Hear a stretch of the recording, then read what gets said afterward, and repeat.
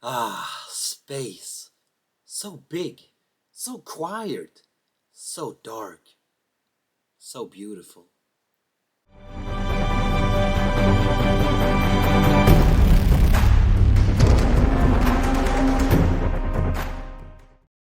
Hi, my board gaming friends, and welcome to Genders Gaming, a channel dedicated for analog games. I am Richard Genders, and I am the host of this analog gaming channel. Now, what I am going to show you today is Plutocracy. This is a game where we fly out into space and trying to buy our spot in the parliament. It's basically like Earth today, but in space. Earth in this game is not a planet. It has been destroyed, we have left it behind, and we have flown out to the stars and trying to start and build new societies out on the other planets in our solar system. And this is where you come into the picture, because now you need to go out there, get the money to get your spots in the Plutocracy. This game is for 2 to 4 players and around 60 to 90 minutes of gameplay, depending on how many players you are, of course. I am going to show you the setup of this game, I'm going to show you the gameplay and go through the rules. So once you have watched this video, well, you are ready to fly out into space and get your seat in the parliament. This is the setup if you do the basic setup. And this is recommended if you are new to Plutocracy. In the middle of the gaming area we have the big board. This is the solar system. Next to the board we have the planets. Remember, Earth is no longer considered to be a planet and should be kept a little bit to the side. We should also have some space between Saturn and Neptune, just like this. On the 5 different planets we have one row with demands and one row with supply. And we should place out the different resources just like shown here. The different resources in this game is water, carbon, plants, you got oxygen, and you got some uranium. We also need to place out the 4 different event tokens on the time track. Again, depending on how many players you are, these are placed in different spots on the time track. This is a 3-player game, so then it looks like this. We need to take these big tokens here that represents the planets. And we need to place them on the spot corresponding to their color with the shining star. Meaning that the orange one here, Jupiter, should be placed on this spot here. But Mars, the red one here, should be placed on the red track with the shining star.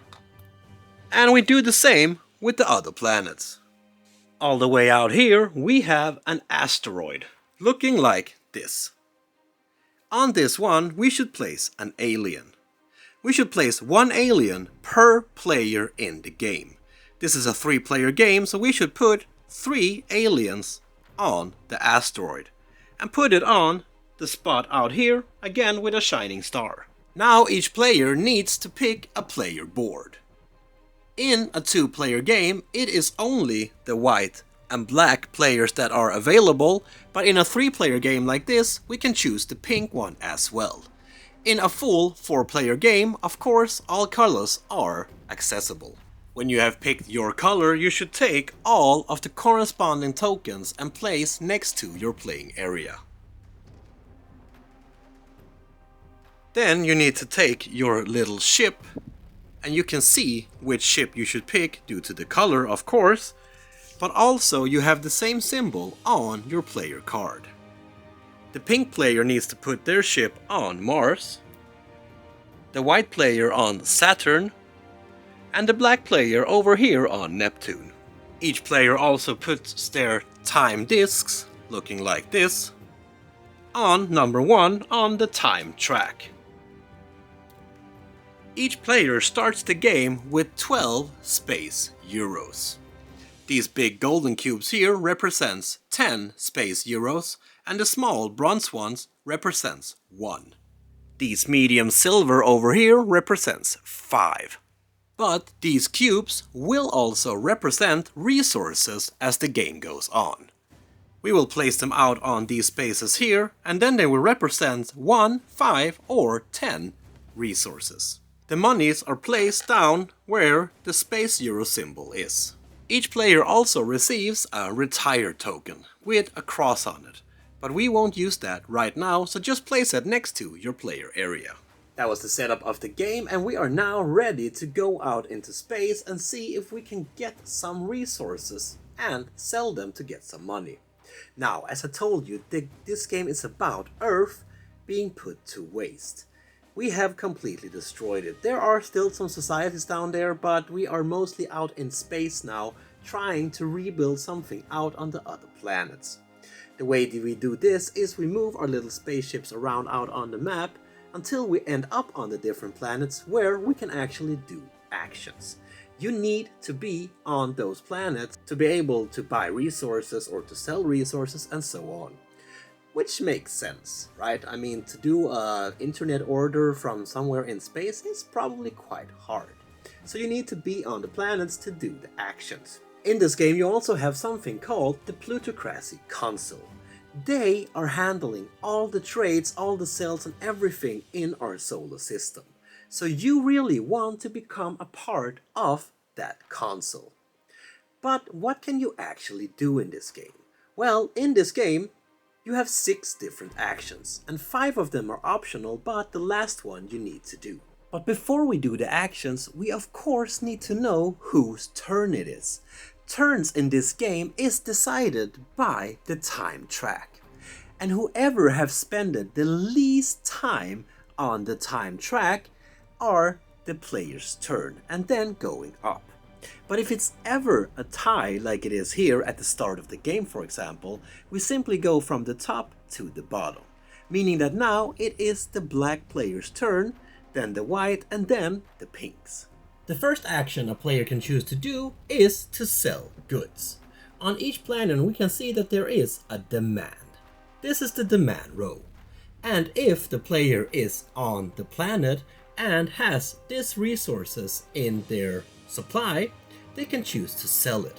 The player may discard a chosen amount of this resource from their player board, and then they get the same amount of space euros that you can see on the number next to the resource on the planet. Meaning that if the black player here, for example, discards 2 water, they would get 10 space euros. After the players have sold any of their goods to these planets, the demand will go down by 1. But of course you can also choose to buy resources. Again, you need to be on the planet where you want to buy anything from. You need to pay the amount stated on that planet. But now, instead of looking at the demand row of the planet, we need to look at the supply row instead. Look at the resource we would like to buy and then pay the amount stated next to that token. And then we need to take the little tokens here and place them on that spot on our player board. So if we, for example, like in this case, have bought 2 uraniums, we would take these 2 little tokens and place them on the uranium spot on our player board, representing that we now have 2 uranium in our supply. Now we need to increase the supply price by 1. Which makes sense, right? We're buying things on their planet, so of course they're raising the prices. A player can also choose to buy a seat in a planet's parliament. This here represents the planet's parliament. Again, you need to be on this planet to be able to buy a seat. And you will pay the corresponding amount to each of the spaces on this planet.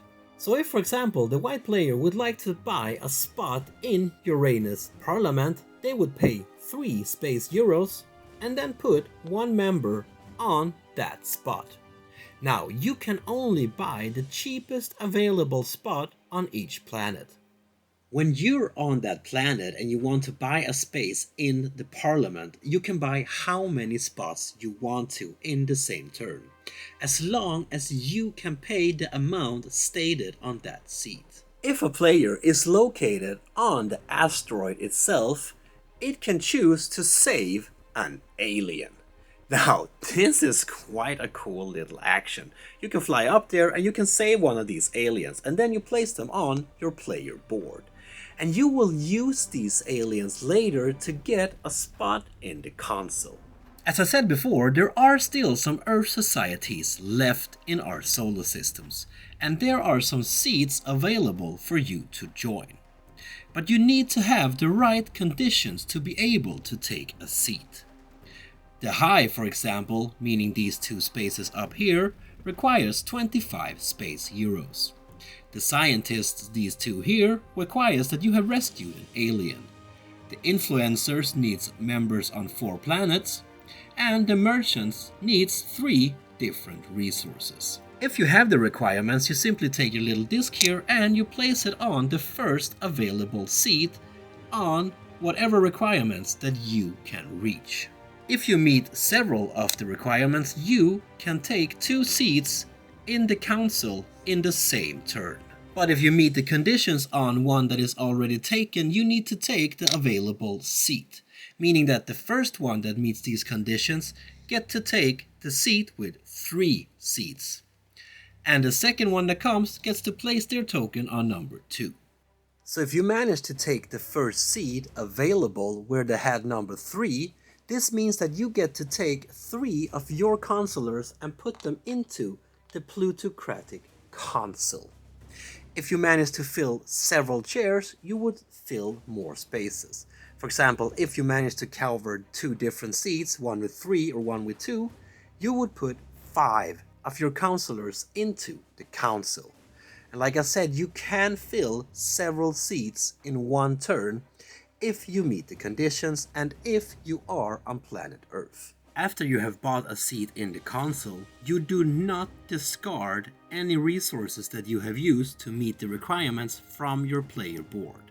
The resources, aliens and money stays on your player board. That was the first 5 optional actions. You can either sell, you can buy, you can get yourself a spot in the council, and so on. Just remember, again, you need to be on the planet where you want to do that action. But as I told you, these 5 actions here, they are optional. You don't have to do them. But the last ones are not optional. These ones you need to do. Either you need to travel with your little spaceship here out in space, or if you can't travel, you need to retire.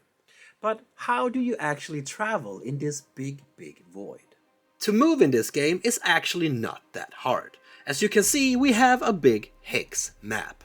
All of the colored spots here represents all of the spaces where the planets will move to. All of the empty hexes represents one movement. The player simply takes their spaceship and they move the amount of steps that they would like to move. Each step that they move represents 1 time on the time track. The only rule is that the players can't move through the sun, which makes sense. So if, for example, the pink player moves 4 hexes out on the board, that would mean that we should move our little time token here 4 steps on the time track. And then we should add 2. These 2 represents takeoff and landing. So 4 steps plus 2 equals 6.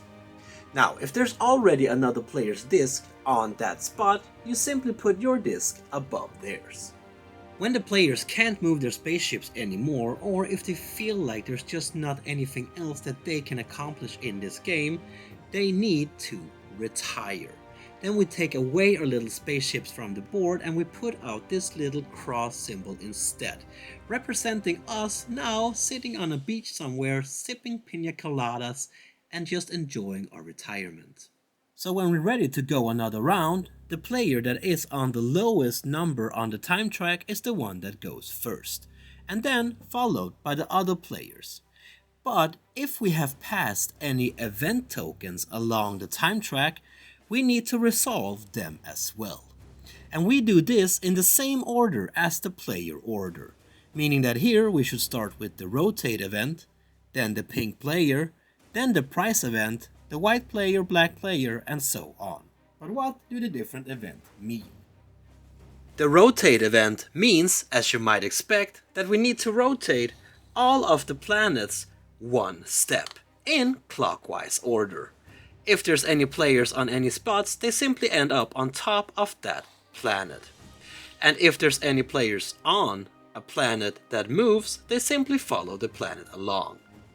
If this is the 6th rotate event, the little asteroid and any players or aliens on the asteroid goes into the sun and are removed from the game. We now need to move the event token 10 steps on the time track.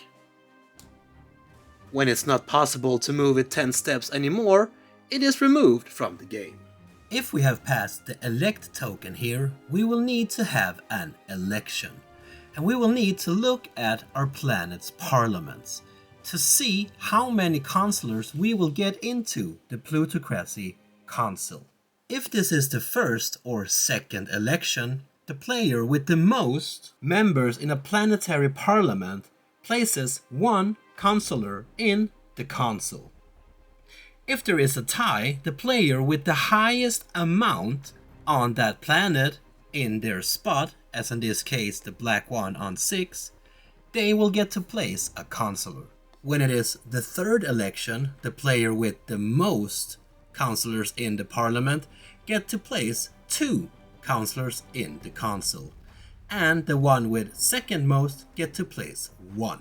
When we have placed our councillors in the council, we need to move the little elect token again. But this depends on how many players we are. If this is a 2 and 3 player game, we move it 20 steps on the time track. But if it's a 4 player game, we move it 20 steps instead.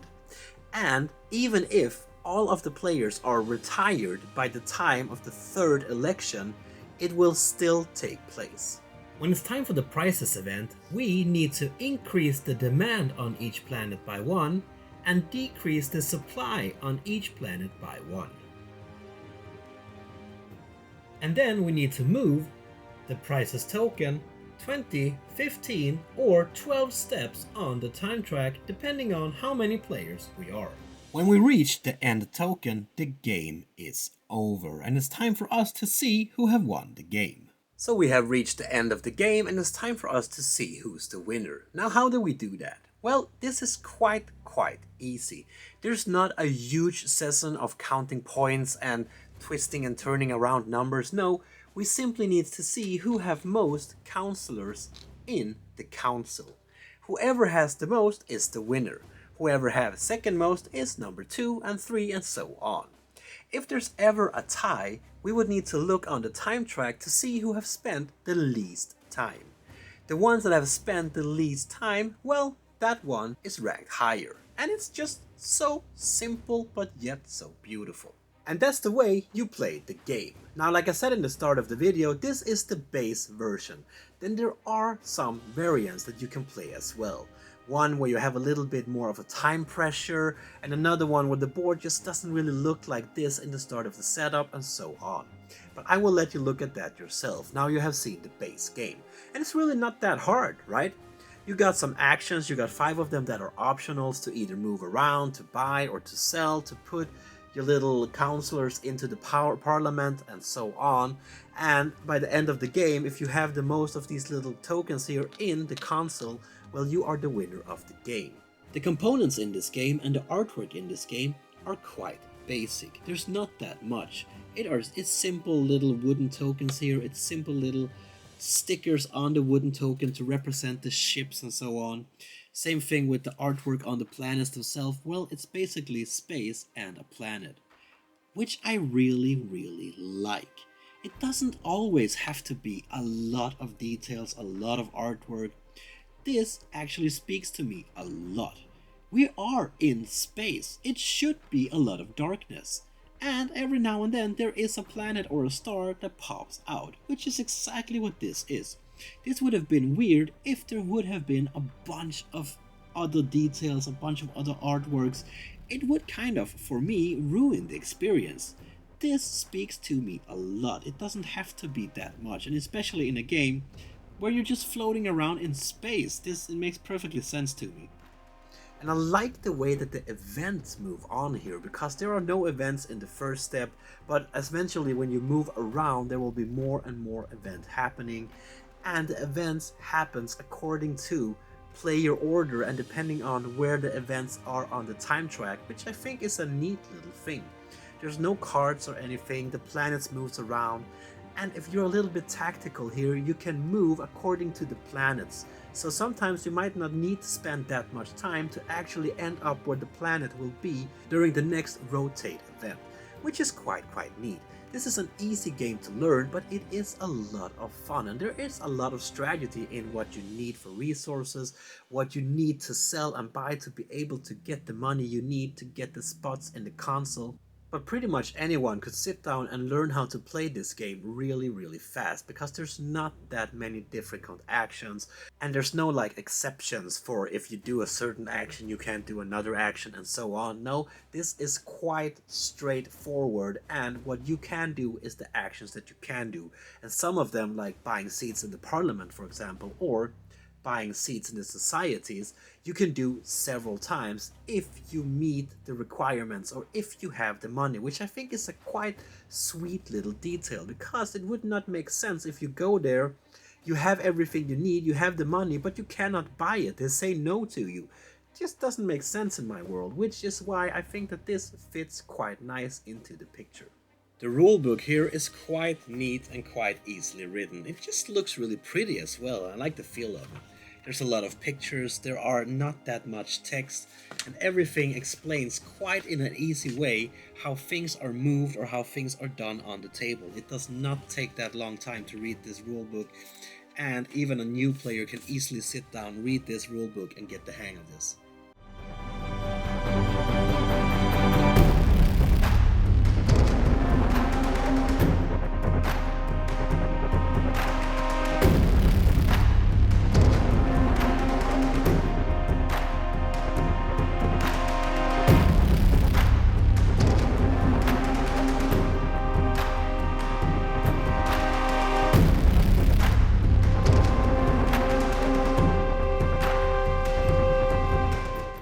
There you have it, my friend. That was Plutocracy for you, a game where you go out to space to sell, to buy, to get more resources, and to get a spot in the console.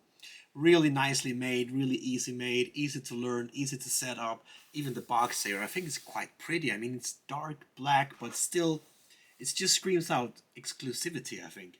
It's a quite nice game. If you want to know more about it, there will be links down in the description, so be sure to check that out. If you like this video, my friend, why not give it a little thumbs up? Why not throw in a comment there for me? I love to interact with you. If you like the channel, well, subscribe to it. It gives me a smile on my lips every time I get a new subscriber.